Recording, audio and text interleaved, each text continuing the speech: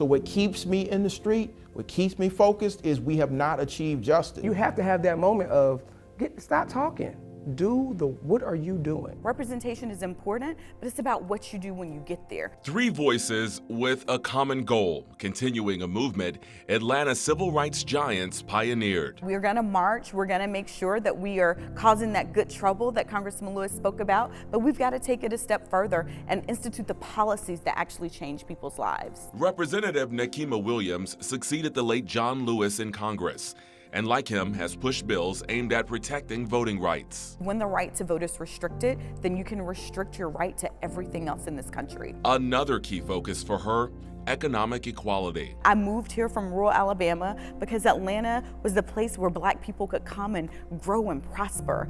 And yet Atlanta still has one of the largest racial wealth gaps in the country. So I know that sitting on the House Financial Services Committee, I have work to do. We know that we have problems with public housing. We know we have hospital closures. We know we have low income. We know we have a very terrible minimum wage.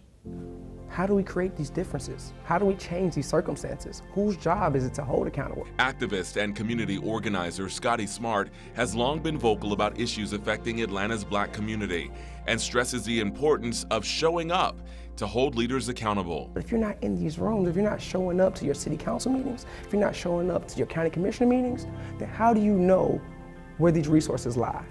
How do you know what can be afforded to you if you aren't in the rooms or even in the conversation? There's a need for the NAACP. It's been underscored by the rise in hate, by the rise in intolerance and racial aggression. While Ahmaud Arbery and George Floyd's cases re-energized activism, Gerald Griggs, who leads Georgia's NAACP conference, says it's important to remember the big picture. A viral moment is just that, a viral moment. We are in a movement and we have to focus and make sure that we achieve the goals of the movement. Griggs points to some progress in areas like police accountability and says just like the movement of the 50s and 60s, today's fight is nuanced with different approaches.